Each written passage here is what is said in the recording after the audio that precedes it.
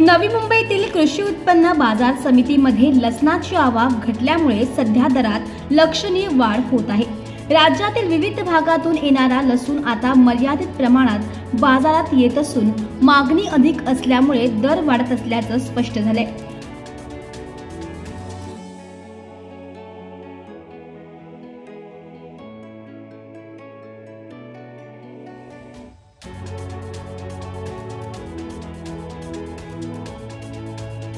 पावसाळा संपल्यानंतर लसणाची मागणी मोठ्या प्रमाणावर वाढली आहे।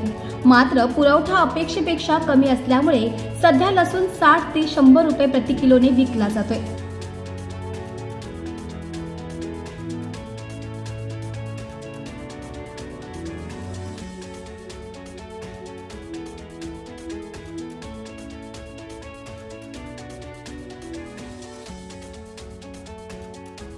व्यापाऱ्यांच्या मते येत्या दिवाळीमध्ये ही किंमत आणखी वाढण्याची शक्यता नाकारता येत नाहीये।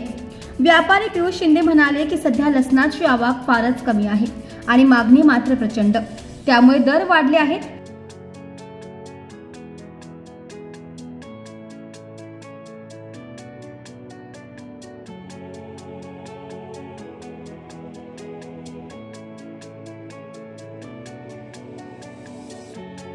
दिवाळीमध्ये मागणी आणखी वाढते, त्यामुळे दर अजून चढतील अशी शक्यता आहे। राज्यातील अनेक जिल्ह्यांमधून आवक कमी असल्याने बाजारात अस्थिरता दिसून येत आहे।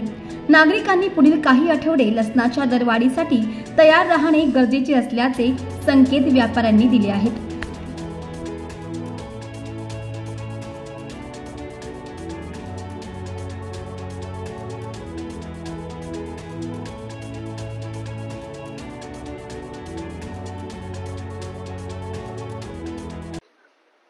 आता बघा गेलं तर आता लसणाचा भाव चाललाय 40 रुपये 50 रुपये, वर्धेमध्ये 80 रुपये 90 रुपये चाललेला आहे।